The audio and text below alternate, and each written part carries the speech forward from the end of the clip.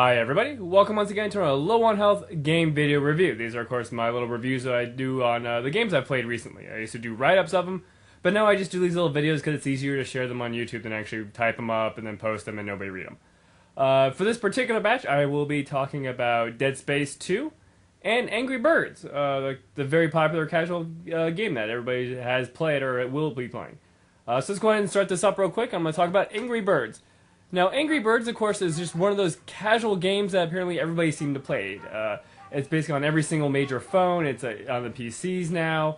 And pretty much it's a straight-up casual game. I wasn't really that impressed with it that much. I can see its charm. It is just one of those very easy-to-play casual games. You basically fling birds at a structure to try to take out the pigs. It's pretty much very simple. A lot of people like it because it uses the touch screen, so you can actually pull back and do the different things for it. What it reminded me a lot of was Boom Blocks for the Wii, which probably not a lot of people have played. But it's basically kind of along the same lines where you throw blocks at and try to knock stuff down, or you kind of Jenga stuff. But it's very much along the same lines where you throw something and kind of destroy it. I've been just really surprised by how many people picked it their game of the year. It's definitely the casual game of the year. I'll give that. But compared to other casual games in the market, like any Popcap game, like let's say Peggle or Bejeweled or Plants vs. Zombies, it doesn't seem to have that much, I want to say, variety there. I mean, granted, it has tons of stages, and that's great. It has really good stages. It has different bird types, different strategies, and whatnot. But I just don't really see having like the longevity of those other titles or the kind of the charm.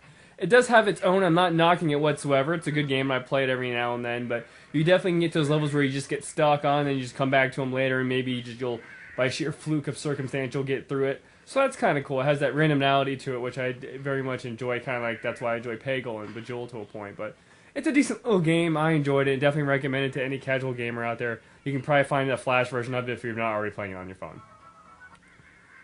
Moving on here, I'm going to talk about Dead Space 2. In which case, Dead Space 2, of course, is a follow-up to Dead Space. I actually really didn't like the first Dead Space that much. That was just me. It felt very kind of forced to a point. It wasn't, for me, it was billed as survival horror, in which case, eventually, when somebody keeps telling you to go do this and go do that and go do this to get this card to do that, and when they give you the next 12 steps to do, that kind of just ruined the game for me. That's the first Dead Space. Dead Space 2, I will say, is a more polished version of the first game. A lot of it's kind of watered down, not watered down, but just polished and very much solidified and refined. The gameplay is solid, the design is solid. The looks of the game is very much better than, the first one was good, but it just really kind of blew me away. Of course, I played it on the PC, so maybe the visuals were just kind of bumped up that much more. But I really much enjoyed playing it. It looked great, sounds great. The story is very good. I enjoyed the first one's story, and the second one's story is just as good. You kind of see where things might be going. And it is very visceral. It's very very gory, very kind of over the top to a point. I did like the point that they gave the character, his own voice now. He wasn't a silent protagonist, and it kind of draws you in and kind of, makes you have more of a connection with him, which it definitely does.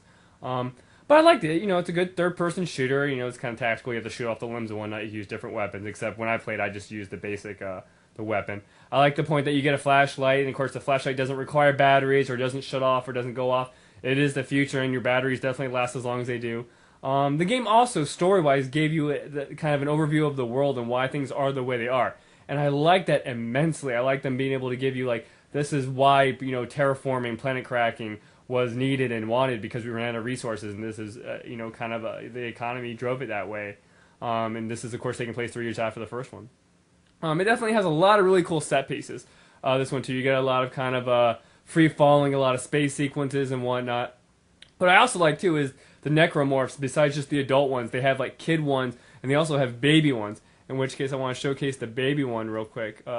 This is really kind of cool. A lot of games don't put kids or babies in the game. This is kind of this is kind of a nice, kind of just cool, dark and gruesome thing to have.